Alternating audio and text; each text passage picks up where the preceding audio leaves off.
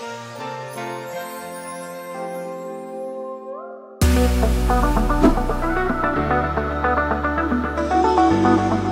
conférence a été très enrichissante à deux égards. Déjà, du fait du contexte dans lequel s'inscrit cette conférence. Nous sommes à l'aune du dialogue national, donc cette conférence pourrait être un apport pour les futurs rédacteurs de notre Constitution.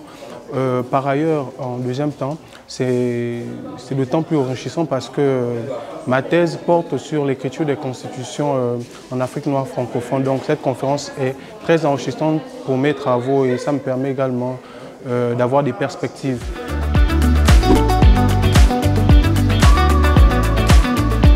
Il y a eu une question sur les méthodes d'écriture, mais on est sur la protection, donc c'est-à-dire les mécanismes de garantie de l'œuvre constituante qui passent d'abord par la définition des préalables justement au principe de l'œuvre constituante et qui passe également par un diagnostic d'abord de l'état de droit en vigueur, donc la constitution en vigueur. Il faudrait d'abord faire un état des lieux, ensuite définir les principes qui vont encadrer le processus constituant.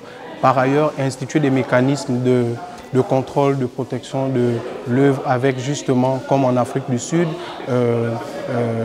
la Cour constitutionnelle pourrait justement contrôler un certain nombre de principes que le Constitution devra veiller, ainsi qu'un contrôle, un réel contrôle de constitutionnalité. Mon avis par rapport à la Constitution actuelle, je trouve que celle-ci ne répond plus à la configuration sociopolitique et économique de notre pays. Par conséquent, il y a lieu de réviser celle-ci en tenant compte, je vais dire, des aspirations du peuple gabonais, en tenant compte, je vais dire, aux aspirations inclusives du peuple gabonais. Donc la nécessité de révisiter cette constitution est fondamentale pour amorcer un véritable développement, une véritable démocratie.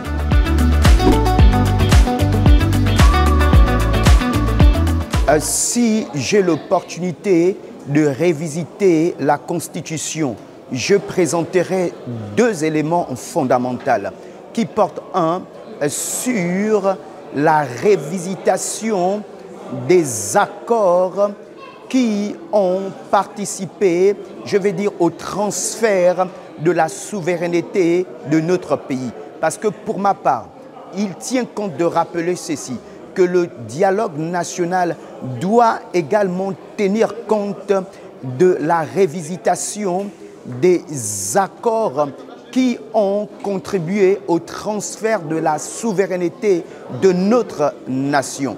Donc, je révisiterai ces accords et deuxièmement, je ferai en sorte que la nouvelle constitution obéisse aux aspirations, sinon à la configuration sociopolitique, à la physiologie sociopolitique de notre nation.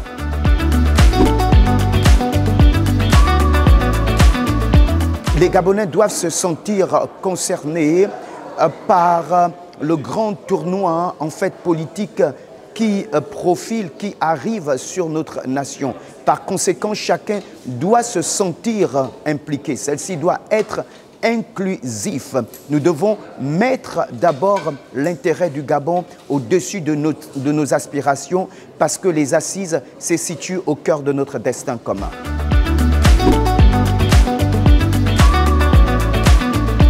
J'ai beaucoup apprécié ce qui a été dit, particulièrement sur lorsqu'il a été question de la part d'un des orateurs qui insistait sur les manquements qu'on pouvait relever au niveau de la Constitution. Entre autres, cette absence de rappel de la finalité de la Constitution. J'ai beaucoup apprécié, surtout que je ne voyais pas cet aspect des choses. Je l'ignorais peut-être moi-même, parce qu'il y a quand même une finalité, d'après ce qu'on nous a fait comprendre. On ne fait pas une constitution, c'est moi pour faire une constitution, c'est que la finalité, de toute façon, devrait porte, si vous voulez, sur, comment vous dire, les bienfaits acceptés de du contenu de la Constitution, mais qui implique également, si vous voulez, l'adhésion des politiques. En d'autres termes, la Constitution, j'ai retenu la chose, en fait, n'est pas faite pour faire plaisir à X ou Y. Toute constitution s'avère en définitive être une forme, un objet de contrainte, et à l'endroit des décideurs et à l'endroit donc du peuple.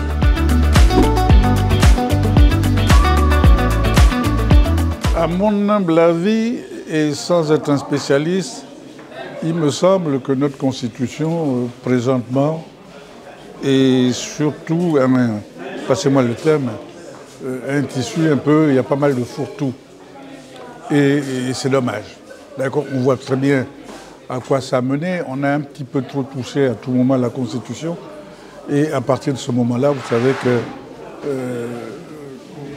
on a eu à payer la note de ce genre de petit jeu qui a certainement que trop duré, à mon avis, au Gabon, hein, de faire en sorte que la Constitution, on la retouche, on en fait ce qu'on veut, etc.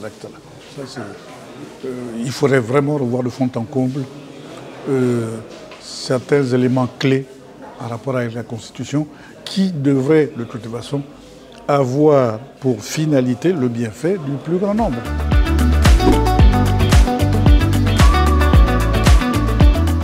Ah oui, mais là encore, c'est pas un spécialiste, c'est une sorte de profane qui vous parle. Si vous voulez, comme la plupart des Gabonais, vous savez, quand vous êtes dans une entité, vous vivez dans un pays, ou quand vous êtes dans une entité géographique donnée, qui pose problème à plus d'un titre, vous êtes tenté de jeter un coup d'œil sur ce qui nous sert de, comment vous dire ça, de feuille de route. C'est la Constitution qui est en quelque sorte de feuille de route. Or, il y a eu trop, on a passé en mémoire, il y a eu trop de manipulations, on a joué avec la Constitution. Et à partir de ce moment, on se dit non, si les choses vont pas aussi bien ou ont été aussi mal dans ce pays, c'est que au niveau de la Constitution, il y avait des choses qui n'auraient pas dû se faire et qui ont continué à se faire. C'est clair que la Constitution actuelle doit être revue de fond en comble. Je dis bien de fond en comble. Et est-ce le bon moment? Aura-t-on le temps de faire le travail qu'il faut en un mois? Je ne sais pas.